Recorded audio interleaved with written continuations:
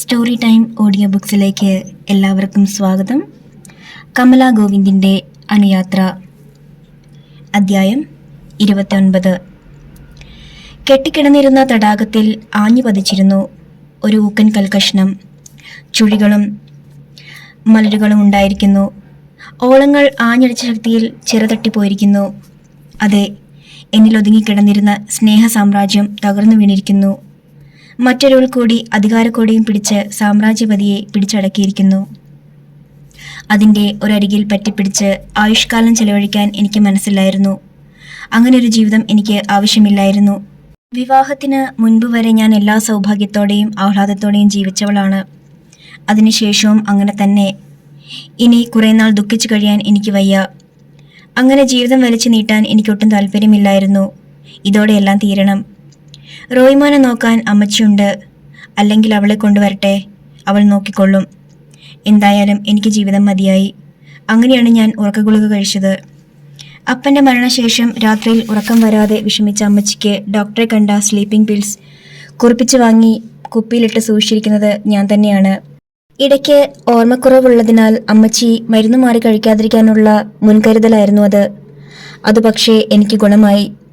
ഒട്ടും ബുദ്ധിമുട്ടാതെ എടുത്ത് കഴിക്കാൻ കഴിഞ്ഞു. പക്ഷേ വിധി എന്നെ മരിക്കാൻ സമ്മതിച്ചില്ല. അനുഭവിക്കാൻ എത്രയൊക്കെ ബാക്കി കിടക്കെ അപ്പോൾ ആയുസ് തീരുമോ? സ്ലീപ്പിംഗ് പിൽസ് കഴിച്ചു കിടന്നു. ഞാൻ പിടഞ്ഞിരിക്കാം, നിലവിളിച്ചിരിക്കാം, അല്ലെങ്കിൽ അനക്കമറ്റ് വെറുതെ കിടന്നിരിക്കാം.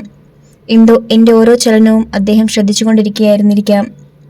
അദ്ദേഹം തന്നെയാണ് എന്നെ കോരിയെടുത്ത് വണ്ടിയിലിട്ട് പാഞ്ഞതെന്ന് ഞാൻ പിന്നീടറിഞ്ഞു. ഹോസ്പിറ്റലിൽ എത്തിച്ചു. 2 ദിവസം പൂർണ്ണമായും കഴിഞ്ഞപ്പോൾ എനിക്ക് ബോധം വീണ്ടു കിട്ടി. എൻ്റെ കിടക്കരികിൽ 2 ദിവസമായി ഒരു പ്രതിമ കണക്കെയിരുന്ന അദ്ദേഹത്തെ ഞാൻ കണ്ടു. ചോര പറ്റിയ വിളറിയ ഒരു മനുഷ്യരൂപം. അത് കണ്ടപ്പോൾ ഞാൻ കരഞ്ഞുപോയി. മമ്മായുടെയും പപ്പയുടെയും സഹോദരങ്ങളും ആരും അറിഞ്ഞില്ലേ? എമിലി എടുത്തു ചോദിച്ചു. ആ മനുഷ്യനെ കൊല്ലാനും എസ്റ്റേറ്റ് പിടിച്ചെടുക്കാനും കൂട്ടുനിന്ന ആ കശ്മീരന്മാരുടെ കാര്യം എമിലിക്ക് മറക്കാനാവുമോ? അറിഞ്ഞു. മരണത്തിനും ജീവിതത്തിനും ഇടയ്ക്ക് 24 മണിക്കൂർ സമയമിട്ട് പെണ്ടുലം പോലെ ആടി ഞാൻ കിടക്കുമ്പോൾ അവർ അറിയാതിരിക്കുമോ? അമ്മച്ചി അറിയിച്ചു. അവർ വന്നു. ബോധം തെളിഞ്ഞു കഴിഞ്ഞപ്പോൾ അവർ എന്നോട് കാരണം അന്വേഷിച്ചു. വിളറിയിരിക്കുന്ന ആ മനുഷ്യകോലത്തിനെ ഇനിയും അപമാനിക്കാനും തേജോവധം ചെയ്യുവാനും എനിക്ക് കഴിയുമായിരുന്നില്ല. ഞാൻ കള്ളം പറഞ്ഞു. ചെറിയ കാര്യത്തിന് ഞാനും അദ്ദേഹവും തമ്മിൽ വഴക്കുണ്ടായി. വാശിക്കെടുത്ത് കഴിച്ചതാണെന്ന്, ഇങ്ങനെ വരുമെന്ന് കരുതിയില്ലെന്ന്. കള്ളം, പച്ചക്കള്ളം. എമിലിയുടെ അന്തരംഗം പ്രക്ഷുബ്ധമായി. ഇവർ കള്ളക്കഥ പറയുന്നു. കള്ളമാണെന്ന് അറിഞ്ഞു തന്നെ താനത് കേൾക്കുന്നു. എന്തിനിവർ ഈ കള്ളക്കഥകൾ തൻ്റെ മുമ്പിൽ വിളമ്പുന്നു? ദുഷ്ട, എനിക്കൊന്നും കേൾക്കണ്ടെന്ന് പറഞ്ഞ് ഓടിയാലോ? അപകടം, അത് ഏറ്റവും വലിയ അപകടമാണ്. എമിലി സഹിച്ചിരുന്നു. ഇത് കേട്ടേ മതിയാവൂ. ഇതും തനിക്ക് വിധിക്കപ്പെട്ടതാണ്. ഹോസ്പിറ്റലിൽ നിന്ന് ഞാൻ വന്നു. മരണത്തിൽ നിന്നുള്ള തിരിച്ചുവരവ്. ജീവിതത്തെ ഞാൻ പിന്നെ എത്രയേറെ സ്നേഹിച്ചു എന്നെനിക്ക് വിവരിക്കാൻ വാക്കുകളില്ല. അതെ, വിവരിക്കണ്ട.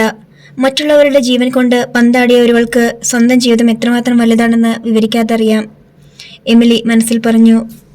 ഒരുപക്ഷെ മരണത്തിൽ നിന്നും തിരിച്ചു വന്ന എല്ലാവർക്കും ഇങ്ങനെ തന്നെ ആയിരിക്കാം. മമ്മ തുടർന്നു. ഞാൻ ഉത്സാഹവതിയായി കഴിഞ്ഞതെല്ലാം മറക്കാൻ തയ്യാറായി. അമ്മച്ചി എനിക്ക് ഏറ്റവും വലിയ ആശ്വാസമായിരുന്നു. ഒന്നും സാരമില്ലെന്നും ഇനി അബദ്ധം കാട്ടരുതെന്നും റോയ്മോനെ ഓർക്കണമെന്നും പറഞ്ഞു. ശരിയാണ്. ഏതോ ഒരുവളുടെ പേരും ചൊല്ലി എൻ്റെ മോനെ പോലും മറന്ന് എൻ്റെ വിലപ്പെട്ട ജീവൻ കുരുതി കൊടുക്കാനൊരുങ്ങി ഞാൻ വിഡ്ഢിയല്ലേ? ഞാൻ എല്ലാം മറക്കാൻ തയ്യാറായി. ഉത്സാഹം വീണ്ടെടുത്തു. പക്ഷേ തകർന്നു പോയത് അദ്ദേഹമായിരുന്നു. എൻ്റെ ജീവനൊടുക്കി ഞാൻ പകരം ചോദിക്കാൻ ശ്രമിച്ചത് അദ്ദേഹത്തിന് താങ്ങാനാവുന്നതിലും അപ്പുറമായിരുന്നു.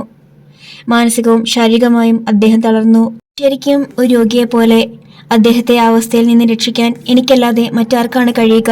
പുറത്തേക്കിറങ്ങാതെ, എസ്റ്റേറ്റ് കാര്യങ്ങളോ കമ്പനി കാര്യങ്ങളിലോ പോലും ശ്രദ്ധിക്കാതെ, മുറിയിൽ ഒരേ ഒരിപ്പ്. എനിക്കല്ലാതെ മറ്റാർക്ക് അദ്ദേഹത്തെ രക്ഷിക്കാൻ കഴിയും? ഒരു സ്ത്രീ അദ്ദേഹത്തെ പിടിച്ചെടുത്തു. പുരുഷനല്ലേ? പെണ്ണൊരുമ്പെട്ടാൽ വീണു പോകില്ലേ? അദ്ദേഹം വീണു, അത്രയും സത്യം. പക്ഷെ എന്നോട് അങ്ങേയറ്റം നീതി പുലർത്തിയിട്ടുണ്ട്. ഒരാൾ വന്ന് പറഞ്ഞിട്ട് പോലും വിശ്വസിക്കാൻ കൂട്ടാക്കാത്ത വിധം എന്നെ സ്നേഹിക്കുന്നുണ്ടായിരുന്നു. അപ്പോൾ പിന്നെ ഞാൻ എന്തിന് അദ്ദേഹത്തെ വിഷമിപ്പിക്കണം? എൻ്റെ ജീവൻ കളയണം? അവർക്ക് ആവശ്യം പണമായിരിക്കാം. കോടിക്കണക്കിനുണ്ടല്ലോ. കുറച്ച് പണം കൊടുത്താൽ ഒഴിവാക്കാവുന്ന കേസ്. ഞാൻ അങ്ങനെ തീരുമാനിച്ചു. പൂർവാധികം ഞാൻ അദ്ദേഹത്തെ സ്നേഹിച്ചു. മെല്ലെ അദ്ദേഹത്തിൻ്റെ മൗഢ്യവും സങ്കടവും ഞാൻ മാറ്റിയെടുത്തു. വിന്നി, നീ എന്നെങ്കിലും ഒരിക്കൽ ഇതറിയുമെന്ന് എനിക്കറിയാമായിരുന്നു. പക്ഷേ അതിത്രത്തോളം നിന്റെ ജീവൻ പിഴുതെറിയത്തക്ക വിധം നിന്നെ വിഷമിപ്പിക്കുമെന്ന് ഞാൻ അറിഞ്ഞില്ല മോളെ. ഇതെനിക്ക് സഹിക്കാൻ പറ്റുന്നില്ല, അദ്ദേഹം പറഞ്ഞു. എത്രയോ തവണ ഞാൻ തന്നെ നിന്നോട് പറയാനൊരുങ്ങിയ കാര്യം. ഭവിഷ്യത്തിനെ ഓർത്ത് ഞാൻ ഭയന്നു, അതാണ് പറയാതിരുന്നത്. പക്ഷേ ഇത്രത്തോളം. സാരമില്ല, ഒക്കെ പോട്ടെ, എല്ലാം നമുക്ക് മറക്കാം. എൻ്റെ ഇച്ഛായനും എല്ലാം മറക്കണം, എല്ലാം ഒരു ദുസ്വപ്നം കണ്ടതുപോലെ മറക്കണം, ഞാൻ പറഞ്ഞു. എല്ലാം സ്വപ്നമല്ലേ വിന്നി, അദ്ദേഹം പറഞ്ഞു. നീ മരിക്കാൻ ഒരുമിട്ടത് ഞാൻ മറക്കാം, സ്വപ്നമായി കരുതാം, അല്ലെങ്കിൽ സ്വപ്നമായി പോലും കരുതാൻ ഞാൻ ഇഷ്ടപ്പെടാത്ത കാര്യമാണത്. പക്ഷേ മേരി കണ്ടു മറന്ന സ്വപ്നമല്ല, മറക്കാവുന്ന സ്വപ്നവുമല്ല. എന്നും അവൾ എൻ്റെ സ്വപ്നമായിരുന്നു. ഞാൻ നടുങ്ങിപ്പോയി. നിന്നെ വിവാഹം ചെയ്യുന്നതിന് മുമ്പ് ആദ്യമായി എൻ്റെ നെഞ്ചിൽ കയറിക്കൂടിയ പെണ്ണാണവൾ. എന്താണ് ഈ പറയുന്നത്? സത്യം, സത്യം മാത്രം. നിന്നിൽ നിന്ന് ഇത്രയും വർഷങ്ങളായി ഞാൻ മറച്ചു വെച്ച ഒരു സത്യം, അദ്ദേഹം പറഞ്ഞു. നിന്നോട് വന്ന് ഇക്കാര്യം പറഞ്ഞ സ്ത്രീയുടെ ഭർത്താവിൻ്റെ ആദ്യ ഭാര്യയിലുള്ള മകളാണ് ഈ മേരി. വർഷങ്ങൾക്ക് മുമ്പ് യാദൃച്ഛികമായി ഞങ്ങൾ പരിചയപ്പെട്ടു. ആ പെണ്ണിന്റെ പരിതസ്ഥിതി, കണ്ണുനീർ, വേദന, അതാവാ എന്നെ സ്വാധീനിച്ചത്. ഒടുവിൽ അവളെ വിട്ടൊരു ജീവിതമില്ലെന്ന് കരുതി. എനിക്കവളെ സ്വന്തമാക്കണമായിരുന്നു. ഞാനിവിടെ അത് അപ്പനോടും അമ്മച്ചോടും പറഞ്ഞു. ഞാൻ വാശി പിടിച്ചാൽ എൻ്റെ ഇഷ്ടം നടക്കുമായിരുന്നു. പക്ഷേ ആ സ്ത്രീ വന്നു, അവളുടെ ചിറ്റമ്മ. ആ സ്ത്രീ അവളെക്കുറിച്ച് അപ്പനോടും അമ്മച്ചിയോടും അനാവശ്യങ്ങൾ പറഞ്ഞു. ഒടുവിൽ അപ്പനും അമ്മച്ചിയും ഞങ്ങൾക്കെതിരായി. അവൾ ഈ ബംഗ്ലാവിൽ വരാൻ പാടില്ലെന്ന് അപ്പൻ ശടിച്ചു, അമ്മച്ചിയും. ഒടുവിൽ എനിക്ക് വഴങ്ങേണ്ടതായി വന്നു. നിന്നെ ഞാൻ വിവാഹം ചെയ്തു വിന്നി. മേരി എൻ്റെ ഹൃദയത്തിൻ്റെ ഒരു കോണിൽ എന്നുമുണ്ടായിരുന്നു എന്നത് സത്യം. എന്നാൽ നീ എൻ്റെ ഓരോ പരമാണുവിൽ പോലും നിറഞ്ഞു നിന്നിരുന്നത് കൊണ്ട് മേരിയെക്കുറിച്ച് ഞാൻ ഓർക്കാൻ ശ്രമിക്കാറേയില്ലായിരുന്നു. അവളെ ഞാൻ അന്വേഷിച്ചതേയില്ല. ആ ഒരു അധ്യായം അടഞ്ഞതായി തന്നെ കിടന്നതാണ്. പക്ഷേ ദൈവം വീണ്ടും അവൾക്ക് മുമ്പിൽ എന്നെ പിടിച്ചു നിർത്തിയത് കഴിഞ്ഞ വർഷമാണ്. ആരോരുമില്ലാത്ത വിധം ജീവിതം പരിതാവസ്ഥയിലായിരുന്ന അവൾ വന്നുപെട്ടത് എൻ്റെ കാറിൻ്റെ ചക്രങ്ങൾക്കിടയിൽ. ഞാൻ അറിയാത്ത അന്യ ഒരുവളായാൽ പോലും ആ വിധം വഴിയിൽ ഉപേക്ഷിച്ചു പോരാൻ എനിക്ക് കഴിയുമായിരുന്നില്ല. മേരിയെ ഞാൻ ഹോസ്പിറ്റലാക്കിയിട്ട് അവളുടെ വീട്ടിൽ ഇവരെ അറിയിച്ചു. കുറെ പണവും ഏൽപ്പിച്ച് പോരാനായിരുന്നു എൻ്റെ തീരുമാനവും. പക്ഷേ ഇവിടെ വന്ന ആ സ്ത്രീ ചിറ്റമ്മ സമ്മതിച്ചില്ല. അവളെ ഏറ്റെടുക്കാനോ ഹോസ്പിറ്റലിൽ നിന്ന് ശുശ്രൂഷിക്കാനോ അവൾ തയ്യാറായില്ല. അവളെ എങ്ങനെയും ഒഴിവാക്കാൻ ആഗ്രഹിച്ച ആ സ്ത്രീ സന്ദർഭം മുതലെടുത്തു. എനിക്ക് മേരിയെ അനാഥയെ പോലെ ഉപേക്ഷിക്കാൻ കഴിഞ്ഞില്ല. 6 മാസത്തോളം അവൾ ഹോസ്പിറ്റലിൽ കിടന്നു. എല്ലാ ചിലവും വഹിച്ചു. ശുശ്രൂഷിക്കാൻ ഒരു നേഴ്സിനെയും ഏർപ്പാട് ചെയ്തു. 6-ാം മാസം ഡിസ്ചാർജ് ചെയ്ത് അവളെ ഞാൻ വീട്ടിലാക്കാൻ ശ്രമിച്ചതാണ്. പക്ഷേ ആ സ്ത്രീ സമ്മതിച്ചില്ല. വീട്ടിൽ കയറ്റാത്ത അവളെ വഴിയിൽ ഉപേക്ഷിച്ചു പോരാൻ എനിക്ക് മനസ്സ് വന്നില്ല. ഒരു വാടക വീട്ടിൽ ഒരു ജോലിക്കാരിയെ കൂട്ടിനാക്കി കൊടുത്തു. ഇടയ്ക്കിടെ പോയോന്ന് അന്വേഷിക്കാം, അത്രയേ കരുതിയുള്ളൂ. പക്ഷേ ഞാൻ അറിയാതെ തന്നെ എൻ്റെ പഴയ കാമുകൻ മാളം വിട്ടിറങ്ങുകയായിരുന്നു. എത്ര ശ്രമിച്ചിട്ടും പിൻവലിയാൻ കഴിയാത്ത ഒരവസ്ഥ. മേരിയും ആ ഒരവസ്ഥയിലായിരുന്നു. അങ്ങനെ ഞങ്ങൾ ഒന്നായി. സഭാ നിയമങ്ങൾക്കെതിരെ. പക്ഷേ അതേ വഴിയുണ്ടായിരുന്നുള്ളൂ. പരസ്പര വിശ്വാസമാണ് ആകെ കൈമുതൽ. ഒന്നും അവൾ ആഗ്രഹിച്ചില്ല. ഞാൻ കൊടുക്കുന്നത് പോലും അധികമെന്ന് കരുതിയവൾ. ഇപ്പോൾ അവൾ ഗർഭിണിയാണ്. എൻ്റെ കുഞ്ഞാണ് അവളുടെ വയറ്റിൽ. റോയ്മോൻ നമ്മുടെ കുഞ്ഞല്ലേ, എൻ്റെ രക്തം. റോയ്മോനെ പ്രസവിച്ച നീ എനിക്ക് ആരാണ്? വിന്നി, എൻ്റെ കുഞ്ഞിനെ ഗർഭം ധരിച്ചിരിക്കുന്ന അവളെ ഞാനെങ്ങനെ മറക്കും? പിറക്കുന്ന എൻ്റെ കുഞ്ഞിന് ഞാനല്ലേ പപ്പ, അല്ലേ? ആ കുഞ്ഞിനെ വേണ്ടെന്ന് വെക്കുന്നതും റോയിയെ വേണ്ടെന്ന് വെക്കുന്നതും തമ്മിൽ എന്താ വ്യത്യാസം? അങ്ങനെ ചെയ്താൽ പിന്നെ ഞാൻ ആരാണ്? ഫെർണാണ്ടസ് എന്ന ഞാൻ ആരാണ്? 1 അല്ല 2 അല്ല 100 മക്കളുണ്ടായാലും അവർക്കൊക്കെ കഴിയാനുള്ള സ്വത്ത് ഇവിടെയുണ്ട്. എന്നിട്ടും എൻ്റെ രക്തത്തിൽ പിറക്കാനിരുന്ന ഒരു കുഞ്ഞിനെയും തള്ളയെയും ഞാൻ ഉപേക്ഷിക്കണോ? അനാഥരാക്കണോ? എൻ്റെ കുഞ്ഞ് തന്തയില്ലാത്ത കുഞ്ഞായി ജനിക്കണോ? വിന്നി, നീ പറയൂ, ഞാൻ എന്തു ചെയ്യണം? അവരെ ഉപേക്ഷിക്കുന്നില്ല എന്ന കാരണം കൊണ്ട് നീ വീണ്ടും ആത്മയ്ക്ക് തുനിയുമെങ്കിൽ വിന്നി, ഞാൻ അവരെ മറക്കാം, ഉപേക്ഷിക്കാം. അത് പക്ഷേ എൻ്റെ ജീവനെയും ശരീരത്തെയും ഒന്നാക്കി കീറി മുറിക്കുന്നതിന് തുല്യമായിരിക്കും. എന്നാലും ഞാനത് ചെയ്യും. പക്ഷെ വിന്നി, നിനക്കിനി എന്നോട് ക്ഷമിക്കാനാകുമെങ്കിൽ അവർ ജീവിച്ചു കൊള്ളട്ടെ, മേരിയും കുഞ്ഞും. നിനക്ക് അവകാശപ്പെട്ടതൊന്നും ഞാൻ അവർക്ക് കൊടുക്കില്ല. എന്നെപ്പോലും വല്ലപ്പോഴും ചെന്നവരെ കാണുക, അത്രയേ ഉള്ളൂ. അതിനുപോലും അനുവാദമില്ലെങ്കിൽ പിന്നെ ഫെർണാണ്ടസിന് മനസ്സും മനസാക്ഷിയും ഉണ്ടാകുമോ വിന്നി, നീ പറയൂ. ഞാനെല്ലാം കേട്ടു, എല്ലാം വളരെയേറെ ആലോചിച്ചു. വളരെ അദ്ദേഹം പറഞ്ഞ ഓരോ പോയിന്റും വിശകലനം ചെയ്ത് ആലോചിച്ചു. അദ്ദേഹം പറഞ്ഞതെല്ലാം സത്യമാണെന്ന് എനിക്കറിയാം. ഞാൻ അത്രയേറെ അദ്ദേഹത്തെ പഠിച്ചിട്ടുണ്ട്. ആ സത്യത്തിന് മുമ്പിൽ ഞാനൊരു തീരുമാനമെടുക്കുന്നത് അദ്ദേഹത്തിനൊട്ടും നോവാത്ത തരത്തിലായിരിക്കണം. തനിക്ക് നഷ്ടപ്പെടുകയും അരുത് ഒന്നും. ഞാൻ അരുതെന്ന് പറഞ്ഞാൽ അദ്ദേഹം പോകില്ലായിരിക്കും. ശരീരം കൊണ്ടും മനസ്സുകൊണ്ടും അദ്ദേഹം തകരും. ആ തകർച്ചയിൽ നിന്ന് ഉയർന്നു കൊള്ളുക എന്നോടുള്ള വെറുപ്പായിരിക്കും. ഫലം ക്രമേണ എന്നിൽ നിന്ന് അകൽച്ചയായിരിക്കും. അത് പാടില്ല. എനിക്ക് അദ്ദേഹത്തെ വേണം. എനിക്കെൻ്റെ ജീവിതം വേണം. പഴയതുപോലെ കരടില്ലാത്ത ഉല്ലാസപ്രദമായ ജീവിതം. ഞാൻ സമ്മതിച്ചു. അവരെ ഉപേക്ഷിക്കേണ്ട. പകരം ഞാനൊരു നിബന്ധന വെച്ചു. എനിക്കൊന്നും നഷ്ടപ്പെടരുത്. ഒന്നും ഇല്ല. എൻ്റെ കയ്യിൽമേൽ അദ്ദേഹം സത്യം ചെയ്തു. വിന്നിക്കൊന്നും നഷ്ടപ്പെടില്ല. അടുത്ത ദിവസം അദ്ദേഹം എൻ്റെ കയ്യിൽ മുദ്രപത്രങ്ങളുടെ ചുരുളുകൾ വെച്ചു. അമ്പരപ്പോടെ ഞാനത് തുറന്നു നോക്കി. ഹിൽവാലി എസ്റ്റേറ്റും കമ്പനിയും ഉൾപ്പെടെയുള്ള എല്ലാ സ്വത്തുക്കളും അദ്ദേഹത്തിൻ്റെയും എൻ്റെയും പേരിൽ കൂടി ചേർത്തെഴുതി രജിസ്റ്റർ ചെയ്ത മുദ്രപത്രമായിരുന്നത്. കള്ളം, ഇത് കള്ളം. രക്ഷസ്, നിങ്ങൾ കള്ളം പറയുന്നു. ചോര ചീന്തിട്ട് ചതിച്ച് കൈവശപ്പെടുത്തിയ സ്വത്ത് ഇഷ്ടപ്പെടി സമ്മാനസാല എഴുത്തന്നു എന്നോ? കള്ളം. ഉറക്കെ വിളിച്ചു പറയാൻ എമിലി വല്ലാതെ വെമ്പൽ കൊണ്ടു. അത് കഴിയാത്ത നിസ്സഹായതയിൽ എമിലി വലതു കരം കൊണ്ട് ഇടതു കൈ കൊണ്ട് കിള്ളിപ്പറിച്ചു. സ്വയം വേദന കടിച്ചൊതുക്കാൻ അവൾക്ക് മറ്റു മാർഗമൊന്നും ഉണ്ടായിരുന്നില്ല. അധ്യായം 30. എനിക്കൊന്നും നഷ്ടപ്പെടരുത് എന്ന് ഞാൻ നിബന്ധന വെച്ചു. അദ്ദേഹം ധരിച്ചു സ്വത്തുക്കളുടെ കാര്യമാണെന്ന്. സ്വത്ത് മാത്രമായി എനിക്കെന്തിന്? എൻ്റെ വീട്ടിൽ നിന്ന് എനിക്കുള്ള ഷെയർ മാത്രം മതി. ഞാനും ഭർത്താവും കുഞ്ഞും ഉൾപ്പെടെ കുടുംബത്തിന് അങ്ങോളം സുഖമായി കഴിയാൻ. എൻ്റെ നഷ്ടം സ്വത്താണെന്ന് കരുതിയ മനസ്സിലെ തെറ്റിദ്ധാരണയോർത്ത് ഞാൻ വല്ലാതെ വേദനിച്ചു. അദ്ദേഹം നഷ്ടപ്പെടരുത്. അന്ന് ഞാൻ അദ്ദേഹത്തോടൊപ്പം നയിച്ചിരുന്ന ആ ജീവിതം നഷ്ടപ്പെടരുത്. നഷ്ടം എന്ന വാക്കുകൊണ്ട് ഞാൻ ഉദ്ദേശിച്ചത് അതാണ്. സാരമില്ല, അദ്ദേഹം എന്നെ സമാധാനിപ്പിച്ചു. വിന്നി, നിന്നെ മനസ്സിലാക്കാൻ ഞാൻ ഒരു പടി കൂടി ഉയരേണ്ടിയിരിക്കുന്നു. ജനിക്കാൻ പോകുന്ന കുഞ്ഞും റോയ്മോനും ഒരുപോലെയാണ് എന്ന് പറഞ്ഞതോർക്കുന്നു. അപ്പോൾ ഈ ചെയ്തത് ശരിയാണോ? എന്താ, ഇനി അവർക്ക് എന്തെങ്കിലും സ്വത്ത് ഇഷ്ടപ്രകാരം കൊടുക്കാൻ പറ്റുമോ? എൻ്റെ അനുവാദം കൂടി വേണ്ടേ? മേരിക്ക് പണവും സ്വത്തും ഒന്നും വേണ്ട വിന്നി. പാവമാണവൾ. വേണ്ടത് ഇത്തിരി സ്നേഹം, തലചായ്ക്കാനൊരിടം, സംരക്ഷണത്തിന് ഒരു തണൽ മാത്രം. അതവൾക്ക്. ജനിക്കാൻ പോകുന്ന കുഞ്ഞിനോ? അതിന് നമ്മൾ ജീവിച്ചിരിക്കുന്നില്ലേ വിന്നി? ആ കുഞ്ഞിന് കഴിയാൻ, പഠിക്കാൻ, ജീവിക്കാൻ അതിനുള്ള വക കൊടുക്കണം. ഇപ്പോൾ വേണ്ടല്ലോ. നിനക്ക് കൂടി താല്പര്യമുണ്ടെങ്കിൽ മാത്രം കൊടുത്താൽ മതി. എന്താ? സത്യത്തിൽ അച്ചായന് ആഗ്രഹമില്ലേ? ഞാൻ പറഞ്ഞല്ലോ, റോയ്മോനും ആ കുഞ്ഞും എനിക്ക് രണ്ടല്ലെന്ന്. കൊടുക്കണം. കൊടുത്തില്ലെങ്കിൽ പിന്നെ ഫെർണാണ്ടസ് ആ കുഞ്ഞിൻ്റെ പപ്പയാകുന്നത് എങ്ങനെ? സുഖമായി കഴിയാനുള്ളത് കൊടുക്കണം. അത് കഴിഞ്ഞ് പിന്നെയും അവൾക്ക് കുട്ടിയുണ്ടായാലോ? നമ്മൾ കാട് കയറുന്നത് എന്തിനാ വിന്നി? ഞാൻ ചോദിച്ചു എന്നത് മാത്രം. മാസങ്ങൾ കടന്നു പോകവേ ഒരു ദിവസം അദ്ദേഹം പറഞ്ഞു, മേരി പ്രസവിച്ചു. പെൺകുഞ്ഞ്. ഒരു പെൺകുഞ്ഞിനെ ഞാൻ ആഗ്രഹിക്കുന്ന കാലമായിരുന്നത്. മുഖത്ത് അണിയിച്ചൊരുക്കി, മുടി ചീകി ഒതുക്കി, നിറമുള്ള റിബൺ കൊണ്ട് കെട്ടി, വർണ്ണങ്ങളുള്ള ഫ്രോക്കും ഇടിയിച്ച് അങ്ങനെ കൊണ്ടു നടക്കാൻ ഒരു പെൺകുഞ്ഞ്. ആൺകുട്ടികളെ അണിയിച്ചൊരുക്കാറില്ല, വർണ്ണങ്ങൾ ധരിപ്പിക്കാറില്ല. എനിക്ക് റോയ്മോന് പകരം ആദ്യം ഒരു പെൺകുട്ടി തന്നെ ഉണ്ടാകണമെന്നായിരുന്നു ആഗ്രഹവും. അതുകൊണ്ടാവും പെൺകുഞ്ഞെന്ന് കേട്ടപ്പോൾ വല്ലാത്ത കൗതുകമായി എനിക്ക്. ഒന്നുപോയി കാണാൻ മാത്രം വിശാല മനസ്കതയൊന്നും ആയിരുന്നില്ല ഞാൻ. അദ്ദേഹം ബിസിനസ് പരമായി പല സ്ഥലത്തേക്കും പോകുമായിരുന്നു. ആ കൂടെ അവളെയും കുഞ്ഞിനെയും പോയി കാണുമായിരുന്നു. അദ്ദേഹം എന്നോടത് പറയാറില്ലെങ്കിലും എനിക്കറിയാമായിരുന്നു. ഒരു കാര്യം എനിക്ക് ഉറപ്പായി, മനസ്സിലായി. എനിക്കൊന്നും നഷ്ടപ്പെടരുത് എന്ന നിർബന്ധം അങ്ങേയറ്റം അദ്ദേഹം പാലിക്കുന്നുണ്ട് എന്ന്.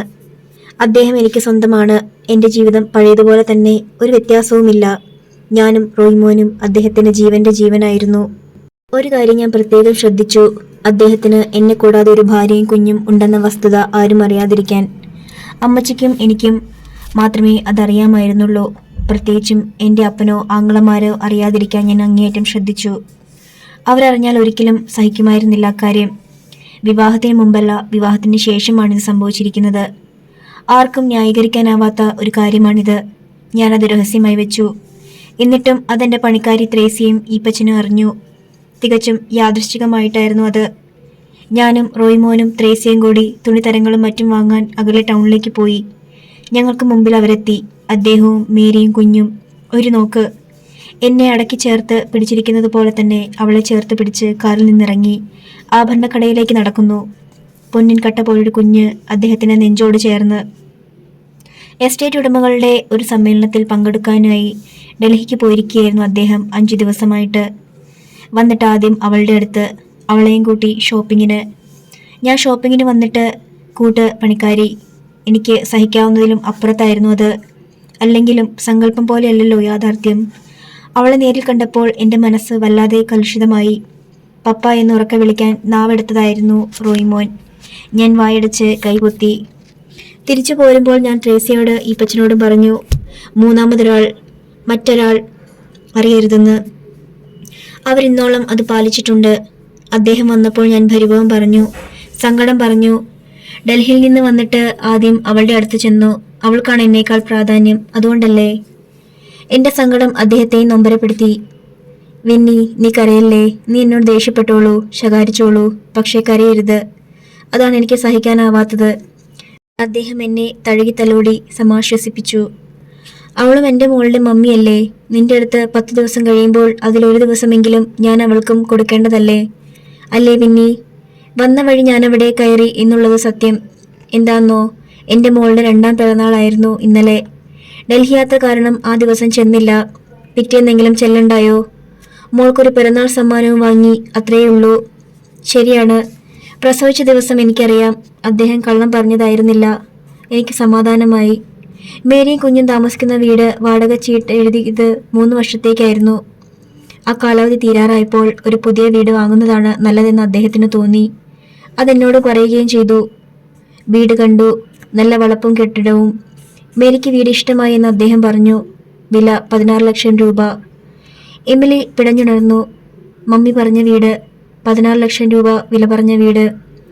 അത് കണ്ടിഷ്ടപ്പെട്ട് മമ്മിയുടെയും തൻ്റെയും പേരിൽ അത് വാങ്ങാനുള്ള പണത്തിനായി പോന്ന മനുഷ്യൻ 3-ാം ദിവസം പള്ളി സെമിത്തേരിയിൽ അടക്കം ചെയ്യപ്പെട്ടത്. അവൾ ജാഗരൂകയായി കാതുകൂർപ്പിച്ചു. പിറ്റേന്ന് പണവുമായി പോകണം എന്ന് അദ്ദേഹം പറഞ്ഞു. പോകാനായിരുന്നു താനും, പക്ഷേ കഴിഞ്ഞില്ല. പിറ്റേന്ന് രാവിലെയാണ് റോയ്മോൻ അപകടത്തിൽപ്പെട്ടത്. മുകളിൽ നിന്ന് സ്റ്റെയർ കേസ് ഓടിയിറങ്ങവേ കാൽതെറ്റി വീണു. രക്തത്തിൽ കുളിച്ചു കിടക്കുന്ന മോനെ നെഞ്ചിലിടുക്കി അദ്ദേഹം വണ്ടിയിലേക്ക് പാഞ്ഞു കയറി. ഞാനും കയറി. ഒരു ചെറിയ ഹോസ്പിറ്റൽ ഉണ്ട് എന്ന്. 10-20 കിലോമീറ്റർ താഴേക്ക് പോകണം. മോനെ ഞങ്ങൾ അവിടെ എത്തിച്ചു. കാലിന് ഒടിവുണ്ടായിരുന്നു, തലയ്ക്ക് മുറിവുണ്ട്. വീഴ്ചയിൽ മറ്റ് ആഘാതങ്ങളൊന്നും ഉണ്ടായിരുന്നില്ല മോന്. ബോധം വീഴാൻ താമസിച്ചു. 2-3 മണിക്കൂറുകൾ കഴിഞ്ഞപ്പോൾ ബോധം വീണു. ആശ്വാസമായി. അമ്മച്ചിയും ഞാനും മോൻ്റെ അടുത്തിരിക്കെ അദ്ദേഹം തിരിച്ചുപോയി. 1 മണിക്കൂറിനുള്ളിൽ തിരിച്ചെത്താമെന്ന് പറഞ്ഞായിരുന്നു ആ പോക്ക്. പിന്നെ ഞാൻ കാണുന്നത് 2-ാം ദിവസമാണ്. കൊക്കയിൽ നിന്നും ചതഞ്ഞരഞ്ഞ മാംസപിണ്ഡം പോലെ. എമിലി തരിച്ചിരുന്നു. എന്താണ് ഈ കേൾക്കുന്നത്? പണം കൊണ്ടുവരാൻ പോയ ആളെ ഇവരും അപ്പനും ആങ്ങളമാരും ചേർന്ന് കൊന്നു കൊക്കയിൽ തള്ളി എന്നാണ് മമ്മ പറഞ്ഞത്. പക്ഷെ ഇപ്പോൾ കേൾക്കുന്നതോ? അപ്പനും സഹോദരന്മാരും അറിഞ്ഞതേയില്ല. സ്വത്തിന്റെ പേരിൽ പ്രശ്നമില്ല. അത് മുൻകൂട്ടി തന്നെ എഴുതി കൊടുത്തിരിക്കുന്നു. 16 ലക്ഷം രൂപ ഇവർ കൂടി അറിഞ്ഞു കൊടുക്കാൻ തയ്യാറായതാണ്. മരിക്കുന്ന അന്ന് മകൻ ഹോസ്പിറ്റലിൽ കിടക്കെ എത്രയായാലും ഈ സ്ത്രീ ഇങ്ങനൊരു പദ്ധതി തയ്യാറാക്കുമോ? മാത്രമല്ല, പറഞ്ഞു വരുമ്പോൾ അവരുടെ മുഖഭാവത്തിൽ നിന്ന് എമിലി തന്നെ തീർച്ചപ്പെടുത്തി ഇവർ പറയുന്നത് സത്യമാണ്. അത്രയ്ക്ക് സങ്കടപ്പെട്ടിട്ടും വിഷമിച്ചിട്ടും കണ്ണുകൾ തുളുമ്പിയതും തുടച്ചതും ഒക്കെയാണ് അവർ സംസാരിക്കുന്നത്. സത്യമായും അവർ പറയുന്നത് സത്യം തന്നെ. ഇത് കള്ളമല്ല. അപ്പോൾ 1 മണിക്കൂറിനുള്ളിൽ വരാമെന്ന് പറഞ്ഞു. വരേണ്ടതുമാണ്. കാരണം മോനൊന്ന് കണ്ണു തുറന്നേയുള്ളൂ. അപകടഘട്ടം തരണം ചെയ്തുവെന്ന് ഡോക്ടർ പറഞ്ഞുവെങ്കിലും മോൻ അങ്ങനെ തന്നെ അനക്കമറ്റ് കിടക്കുന്നത് കണ്ടിട്ടാണ് പോയത്. 1 മണിക്കൂർ, 2 മണിക്കൂർ, 3 മണിക്കൂർ ആളെത്തിയില്ല. ഞാനും അമ്മച്ചിയും ബംഗ്ലാവിലേക്കും കമ്പനിയിലേക്കും ഓഫീസിലേക്കും ഒക്കെ വിളിച്ചു. അവിടെയെങ്ങും അദ്ദേഹമില്ല. അദ്ദേഹം എവിടെ പോയി? സന്ധ്യയായിട്ടും രാത്രിയായിട്ടും വന്നില്ല. ഉറങ്ങാനാവാത്ത രാത്രി. പുലർന്നിട്ടും ആൾ വന്നില്ല. മോൻ സംസാരിക്കാൻ തുടങ്ങി. ആ ഭയം നീങ്ങി. പക്ഷേ അദ്ദേഹം വന്നില്ല. മോനെ കാണാൻ. എന്തായി നിലയെന്നറിയാൻ പോലും. ഞാൻ ഓർത്തു, രൂപ കൊടുത്ത് വീട് വാങ്ങാമെന്ന് വാക്കു പറഞ്ഞത് ഇന്നലെയാണ്. മോന് ബോധം വീണതും വാക്കു പാലിക്കാൻ വേണ്ടി പണവുമായി പോയോ? ഈ അവസരത്തിലും ഈ പോക്കിൻ്റെ ആവശ്യമുണ്ടോ? എസ്റ്റേറ്റിലുള്ളവരും ബന്ധുക്കളും എൻ്റെ വീട്ടിൽ നിന്നുള്ളവരും എല്ലാവരും ഹോസ്പിറ്റലും വീട്ടിലുമായി നിറഞ്ഞു. മോൻ്റെ വിവരം അറിഞ്ഞ് വന്നവർ പിന്നെ അദ്ദേഹത്തെ കാണാത്തതിൽ വിഷമിച്ച് നിൽപ്പായി. എനിക്കതാണ് ദുസ്സഹമായത്. അദ്ദേഹം തിരികെ വരുമ്പോൾ എല്ലാവരും ചോദ്യം ചെയ്യും, റോയ്മോൻ്റെ ഈ അവസ്ഥയേക്കാൾ പ്രാധാന്യമുള്ള മറ്റെന്ത് ആവശ്യത്തിനാണ് പോയതെന്ന് ചോദിച്ചാൽ എന്തുത്തരം പറയും? ഞാൻ മോനെ അമ്മച്ചി ഏൽപ്പിച്ചിട്ട് ബംഗ്ലാവിൽ വന്നു. അദ്ദേഹത്തിൻ്റെ മുറിയിൽ കയറി തപ്പി. മേരി എവിടെയോ താമസിക്കുന്നു എന്നല്ലാതെ കൃത്യമായി എനിക്കറിയാമായിരുന്നില്ല. പോയി കണ്ടുപിടിക്കാൻ പറ്റിയ സാഹചര്യത്തിലല്ല ഞാൻ. മറ്റാരെയും വിടാനും കഴിയില്ല.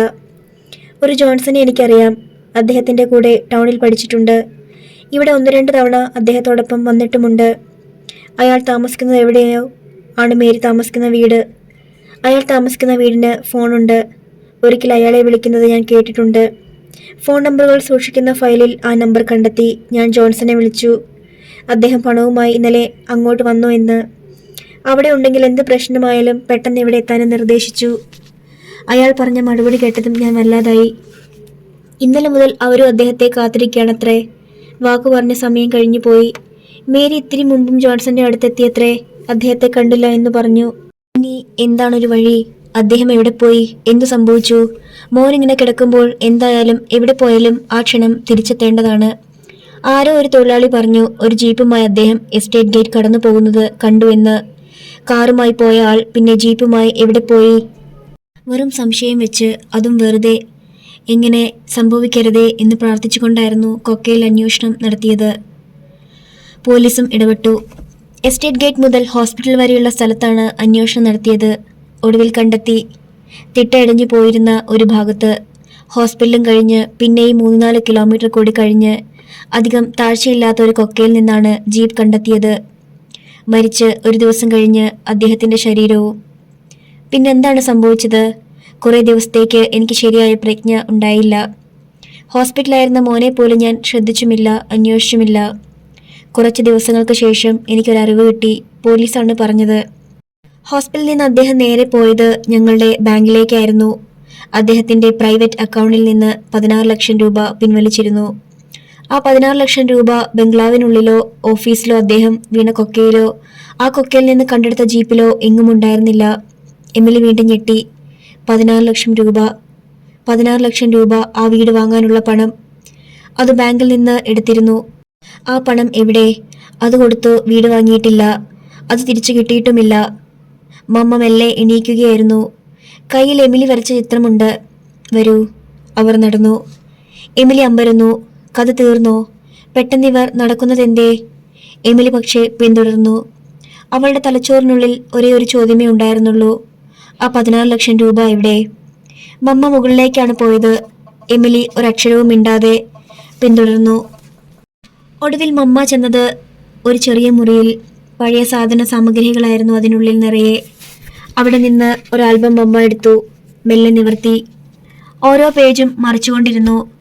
അതിനിടയിൽ പതിയെ പറഞ്ഞു, സാവധാനം ഞാൻ മനസാന്നിധ്യം വീണ്ടെടുത്തുകൊണ്ടിരുന്ന നാളുകളിലൊന്നിൽ എന്നോട് എൻ്റപ്പൻ പറഞ്ഞു, ബാങ്കിൽ നിന്ന് അദ്ദേഹം പണം എടുത്തുകൊണ്ട് പോരുമ്പോൾ വഴിയിൽ വെച്ചൊരാൾ കൂടി ജീപ്പിൽ കയറിയെന്ന്. തൊഴിലാളികളിൽ ഒരാളാണ് പറഞ്ഞതത്രേ. ആരാണെന്ന് അയാൾക്കും അറിയില്ല. കണ്ടിട്ടില്ലാത്ത ആൾ. തൊഴിലാളി കണ്ടിട്ടില്ലാത്ത ആൾ. അദ്ദേഹത്തിന് അറിയാവുന്ന ആൾ. ഞാൻ ആ തൊഴിലാളിയെ വിളിച്ചു രഹസ്യമായി. അയാൾ കണ്ട ആളിൻ്റെ രൂപലക്ഷണങ്ങൾ ഓർത്ത് കൃത്യമായി പറയാൻ ആവശ്യപ്പെട്ടു. അയാൾ പറഞ്ഞ ലക്ഷണങ്ങളുള്ള ഏക മനുഷ്യൻ ഇയാളായിരുന്നു. പെട്ടെന്ന് മമ്മ ആൽബത്തിൻ്റെ ഒരു ഭാഗം എമിലിക്ക് മുമ്പിൽ തുറന്നു കാട്ടി. അതിലൊരു ഫോട്ടോ. ചെറുപ്പക്കാരനായ ഫെർണാണ്ടസിനൊപ്പം ഇരിക്കുന്ന മറ്റൊരു ചെറുപ്പക്കാരൻ. പുഞ്ചിരിയോടെ. എമിലിയുടെ കണ്ണുകൾ മിഴിഞ്ഞപ്പടി നിന്നുപോയി. അത് ജോൺസൺ ആയിരുന്നു, അവളുടെ പപ്പ. നോ നോ, ഉറക്കെ പറയാൻ എമിലിയുടെ മനമാർത്തു. കഴിഞ്ഞില്ല. അവൾ വല്ലാതെ തളർന്നുപോയി. അധ്യായം 31. പ്രക്ഷുബ്ധമായിരുന്നു എമിലിയുടെ ഹൃദയം. ബസ് ചീറിപ്പായുന്നതിലും വേഗതയിലാണ് അവളുടെ മനസ്സ് പായുന്നത്. ഇന്നലെ മമ്മ കഥ പറഞ്ഞു. 23 വർഷം മുമ്പ് നടന്ന കഥ. ആ കഥ ഇതിനു മുമ്പ് താൻ കേട്ടതാണ് തൻ്റെ മമ്മിയുടെ നാവിൽ നിന്ന്. ആ കഥയിൽ നിന്ന് വ്യത്യസ്തമായൊരു കഥ ഇന്നലെ കേട്ടു. ഏതാണ് സത്യം? പെറ്റു വളർത്തിയ സ്വന്തം മമ്മി പറഞ്ഞതോ അതോ ഇന്നലെ കണ്ട ആ സ്ത്രീ പറഞ്ഞതോ? അവരെന്തിനാ തന്നോട് കഥ പറഞ്ഞു? മരുമകളോട് പോലും പറയാത്ത കഥ. എല്ലാം അറിയിച്ചിട്ട് തന്നെ മരുമകളാക്കാമെന്ന് കരുതിയിട്ടോ? മരുമകളാക്കുന്നതും എന്നോ കഴിഞ്ഞുപോയ ഈ കഥയും തമ്മിലുള്ള ബന്ധം എന്താണ്? ഒരുപക്ഷെ അവരുടെ ഭർത്താവിൻ്റെ കൂടെ തന്നെ മറ്റൊരു സ്ത്രീയും കുഞ്ഞും ഇരിക്കുന്ന ചിത്രത്തിനെക്കുറിച്ച് തനിക്ക് വേണ്ടി വിശദീകരിച്ചതാവില്ലേ? ഒരുപക്ഷെ അത് വിവരിക്കാൻ വേണ്ടിയാണ് ആ ചിത്രം വരച്ചതെങ്കിലോ? ഒന്നും മനസ്സിലാകുന്നില്ല. ഒടുവിലിതാ ആ കഥ നിർത്തിയിരിക്കുന്നു ജോൺസണിൽ.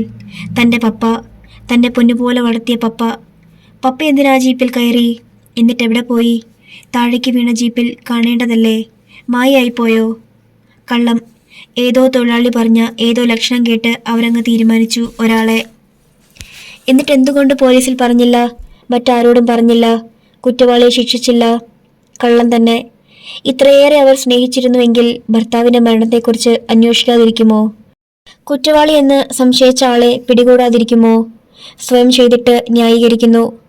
പക്ഷേ തന്റെ മുമ്പിൽ എന്തിന് ന്യായീകരണം? അതാണ് അവൾക്ക് മനസ്സിലാകാത്തതും. അവർ പിടികൂടിയില്ല, ആരോടും പറഞ്ഞില്ല. ഇന്നലെ വീണ്ടും വീണ്ടും ചോദിച്ചു. ഈ ഫോട്ടോയിലെ ആളാണ് ജീപ്പിലുണ്ടായിരുന്നതറിഞ്ഞിട്ടും അന്വേഷിച്ചില്ലേ? അന്വേഷിച്ചു.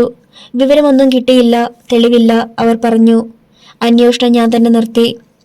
അത് കള്ളം, എമിലി മനസ്സിൽ പറഞ്ഞു. എന്നാലും ആ സ്ത്രീ സംശയിക്കുന്ന സ്ഥിതിക്ക് പപ്പയോടൊന്നും ചോദിക്കാതെ പറ്റില്ല. സത്യം പറയുമ്പോൾ സത്യങ്ങൾ തന്നെ അറിഞ്ഞിരിക്കണമല്ലോ. എമിലി സന്ധ്യയ്ക്ക് മുമ്പ് തന്നെ വീട്ടിലെത്തി. മേരിക്ക് ഉത്സവമേളമായിരുന്നു അവളെ കണ്ടപ്പോൾ. വയ്യെങ്കിലും ഓടി നടന്നവളെ സത്കരിക്കുവാൻ വേണ്ടതെല്ലാം ഉണ്ടാക്കി. പക്ഷേ എമിലി ഒന്നും കഴിച്ചില്ല. മമ്മിയോട് കാര്യമായി സംസാരിച്ചില്ല. ഒരേ ഇരിപ്പ്. എന്തു പറ്റി മോളെ? എന്തുണ്ടായി? പറയൂ. എൻ്റെ മോൾക്ക് എന്തു പറ്റി? മേരിക്ക് ഉത്കണ്ഠയായി. ഒന്നുമില്ല, അവൾ പറഞ്ഞു. മോളെ എന്താന്ന് പറയൂ. എന്നെ നീ തീ തീറ്റിക്കാതെ. ജോലിക്ക് വല്ല കുഴപ്പവും പറ്റിയോ? നിന്നോട് ആരെങ്കിലും എന്തെങ്കിലും പറഞ്ഞോ? അവൾ എന്തെങ്കിലും പറഞ്ഞോ? എമിലി മേരിയെ തുറച്ചു നോക്കി. പിന്നെ കയറി കിടന്നു. കമിഴ്ന്ന് ഒരക്ഷരം മിണ്ടാതെ. മേരിക്ക് അങ്കലാപ്പായി. രാത്രി ഒരുപാടാകുന്നതിന് മുമ്പ് ജോൺസൺ വന്നു. ഇപ്പോഴിങ്ങനെയാണ്. എമിലി ജോലിക്ക് പോയതിൽ പിന്നെ അങ്ങനെയാണ്. പാതിരാത്രി വരെ പുറത്തു ചുറ്റി നടക്കില്ല. ബോധം കെടുവോളം കുടിക്കില്ല. കഴിയുന്നത്ര നേരത്തെ വീട്ടിൽ വരും. മുമ്പ് കുടിച്ചിരുന്നതിൻ്റെ പകുതി പോലും ഇപ്പോൾ കുടിക്കുകയില്ല. എമിലി അയക്കുന്ന ശമ്പളം അത്രയും ബാങ്കിലിടും. ഒറ്റ പൈസ എടുക്കുന്നില്ല. എന്നു തന്നെയല്ല, ഉദ്യോഗസ്ഥനായ ഒരു പയ്യനെ തേടുന്നുമുണ്ട് അവൾക്കായി. ജോൺസൺ വന്നപാടെ മുറിക്കുള്ളിലേക്ക് കയറി. എമിലി വന്നതറിഞ്ഞില്ല. ജോൺസൺ വന്നതും സംസാരിക്കുന്നത് കേട്ടിട്ടും എമിലി എണീറ്റ് വന്നില്ല എന്നത് ശ്രദ്ധിച്ച് മേരി അവളെ മുറിയിൽ ചെന്ന് പതിയെ പറഞ്ഞു. മോളെ, പപ്പ വന്നു. അപ്പോഴും അവൾ അനങ്ങിയില്ല. മേരിക്ക് നെഞ്ചിടിപ്പായി. ശ്വാസമുട്ടലായി. എന്തോ ഉണ്ട്. എന്താണത്? പെട്ടെന്നാണ് ആ വീടിനെ കിടിലം കൊള്ളിക്കുന്ന ഒരു വിളി ജോൺസണിൽ നിന്നുണ്ടായത്. മേരി. മേരി ഞെട്ടിപ്പോയി. നടുങ്ങിയുള്ള നിലവിളി പോലെയായിരുന്നു ആ ശബ്ദം. മേരി ആ മുറിയിലേക്ക് ഒറ്റ കുതിപ്പിനെത്തി. എന്തെങ്കിലും അത്യാഹിതം സംഭവിച്ചോ എന്നവർ കരുതിപ്പോയി. എന്തു പറ്റി? സ്തംഭിച്ചു നിൽക്കുന്ന ജോൺസണോട് അവർ അന്വേഷിച്ചു. ജോൺസന്റെ വിറയാർന്ന കരം ചൂണ്ടപ്പെട്ട ദിശയിലേക്ക് മേരി നോക്കി. ഭിത്തിമേൽ ഒരു ചിത്രം വലുതായി വരച്ചത്. Mary Emily Fernandez. ഇപ്പോഴത്തെ മേരിയും ഇപ്പോഴത്തെ എമിലിയും 23 വർഷം മുമ്പ് മരിച്ചുപോയ ഫെർണാണ്ടസിന്റെ കൂടെ. അല്ല, ഫെർണാണ്ടസ് ഇപ്പോൾ ജീവിച്ചിരുന്നാൽ ഉണ്ടാകുന്ന മാറ്റങ്ങളോടെ എമിലി വരച്ച ചിത്രം. ജോൺസന്റെ മുറിയിൽ ഭിത്തിമേൽ. എൻ്റെ ഈശോയെ! മേരിയുടെ ശബ്ദം അടഞ്ഞു. അവർ നെഞ്ചിൽ കൈവച്ചു. വലിയ ഒരു അപകടത്തിന്റെ സൈറൻ അവളുടെ തലച്ചോറിനുള്ളിൽ മുഴങ്ങി. ഈ ചിത്രം ഇതെങ്ങനെ ഇവിടെ വന്നു? ജോൺസന്റെ ശബ്ദം വല്ലാതെ ഭീതി പൂണ്ടതുപോലെ വിറയാർന്നിരുന്നു. മേരി എത്ര ശ്രമിച്ചിട്ടും നാവം നനക്കാൻ കഴിയുന്നില്ല. ഈ ചിത്രം ആരിവിടെ കൊണ്ടുവന്നു വെച്ചെന്ന് ജോൺസൺ മേരിയെ കടന്നു പിടിച്ചു. ഞാൻ. പെട്ടെന്ന് വാതിക്കൽ നിന്ന് ശബ്ദം. ജോൺസൺ ഞെട്ടിത്തിരിച്ചു. മേരിയും. മോളെ, നീ എപ്പോൾ വന്നു? സന്ധ്യയ്ക്ക് മുമ്പ്. നീ ഈ ചിത്രം? ഞാൻ വരച്ചതാണ്. എമിലി പതിയെ എന്നാൽ ദൃഢമായ സ്വരത്തിൽ പറഞ്ഞു. ഞാനും എൻ്റെ മമ്മിയും എൻ്റെ പപ്പയും. എമിലി. ജോൺസൺ നടുങ്ങിപ്പോയി. No, I am Maria Fernandez, അവൾ പറഞ്ഞു. എമിലി. ജോൺസന്റെ ശബ്ദം പതറി. മേരി വല്ലാതെ തളർന്നുപോയി. മോളെ. അവളുടെ ശബ്ദം തേങ്ങി. പകുതി സ്വത്ത് നഷ്ടപ്പെടും എന്ന് പറഞ്ഞ് വിന്നി ഫെർണാണ്ടസ് പപ്പയെ കൊന്നു. മമ്മി എന്നോട് പറഞ്ഞ കഥ. പക്ഷേ പപ്പ മരിക്കുന്നതിനും എത്രയോ നാൾ മുമ്പ് തന്നെ മുഴുവൻ സ്വത്തും പപ്പ തന്നെ അവരുടെ പേരിൽ എഴുതി ചേർത്ത് കഴിഞ്ഞിരുന്നു. എമിലി. നീ എന്താണ് ഈ പറയുന്നത്? മേരി കണ്ണുമിഴിച്ചു. യെസ്, അവർ കൂടി സമ്മതിക്കാതെ ഒപ്പിടാതെ നടക്കില്ലാത്ത ഒരു കാര്യത്തിനു വേണ്ടി ജീവനതുല്യം സ്നേഹിക്കുന്ന ഭർത്താവിനെ അവർ കൊല്ലുമോ? മമ്മി പറയൂ. മേരി കണ്ണുമിഴിക്കുകയാണ്. രണ്ടാമത് ഒരു ഭാര്യയും മകളും പപ്പയ്ക്കുണ്ടെന്ന് അന്നും ഇന്നും വിന്നി ഫെർണാണ്ടസിന്റെ അപ്പനോ സഹോദരന്മാരോ അറിഞ്ഞിട്ടില്ലാത്ത സത്യം. പിന്നെന്തിനവർ പപ്പയെ കൊല്ലണം? മമ്മി പറയൂ. ജോൺസൺ കട്ടിലേക്കിരുന്നു പോയി. 14 ലക്ഷം രൂപ മുടക്കി മമ്മിക്കന്ന് വീട് വാങ്ങിത്തരാൻ പപ്പ ശ്രമിച്ചത് വിന്നി ഫെർണാണ്ടസിന്റെ അറിവോടും സമ്മതത്തോടും കൂടിയായിരുന്നു. കോടിക്കണക്കിന് രൂപയുടെ ആസ്തിയുള്ളപ്പോൾ അതും അവരെ കൂടി സമ്മതം ചോദിച്ചറിഞ്ഞ് എടുത്ത് തുച്ഛമായ ഒരു തുകയ്ക്ക് വേണ്ടി അവർ കൊല്ലുമോ ഭർത്താവിനെ? മമ്മി പറയൂ. എമിലി. എൻ്റെ മോൾ എന്തൊക്കെയാണ് ഈ പറയുന്നത്? മേരിക്ക് വാക്കുകൾ വിൽക്കുകയാണ്. സുഖിക്കാൻ വേണ്ടിയാണ് അവർ അത് ചെയ്തതെങ്കിൽ ഭർത്താവ് മരിച്ച ശേഷം മറ്റാരെ വേണമെങ്കിലും അവർക്ക് ഭർത്താവാക്കാമായിരുന്നു. ഇന്നും അവർ സന്യാസ ജീവിതം നയിക്കുന്നു. പക്ഷേ പപ്പ മരിച്ച് 1 വർഷം പോലും ദുഃഖം ആചരിക്കാതെ തന്നെ മമ്മയ്ക്ക് വീണ്ടും ഭർത്താവുണ്ടായി.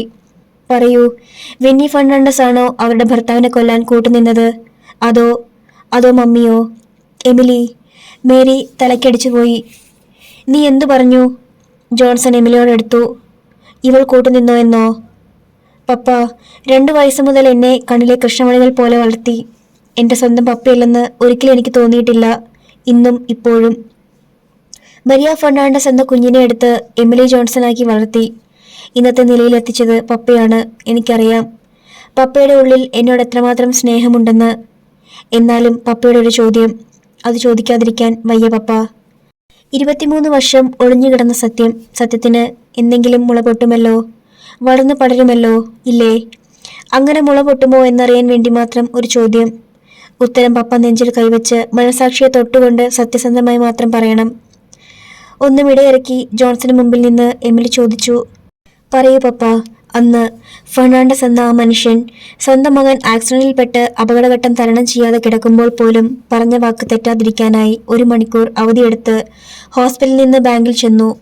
14 ലക്ഷം രൂപ എടുത്തുകൊണ്ട് തിരികെ വരുമ്പോൾ വഴിയിൽ നിന്ന് പപ്പ അദ്ദേഹത്തിന്റെ ജീപ്പിൽ കയറിയില്ലേ? രൂപയും എടുത്ത് പപ്പ അവിടെ നിന്നും പോന്നു കഴിഞ്ഞതിന് ശേഷമാണ് കൊക്കയിലേക്ക് അദ്ദേഹത്തോടൊപ്പം ജീപ്പ് മറിഞ്ഞത്. പറയൂ. ജോൺസന്റെ കണ്ണുകൾ മിഴിഞ്ഞുപോയി. അയാൾ നെഞ്ചിൽ കൈവച്ചു പോയി. മോളെ, നീ എന്താണ് ചോദിച്ചത്? എന്ത് മോളെ? അന്ന് ജീപ്പിൽ കയറിയെന്നോ? രൂപയുമായി പോന്നുവെന്നോ?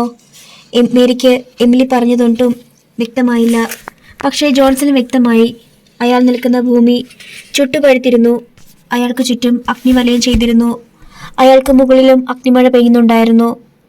എമിലി കൈക്കുഞ്ഞായിരുന്ന ഒരു കുട്ടി. അവൾ എത്ര ശക്തമായി മുന്നിൽ നിൽക്കുന്നു.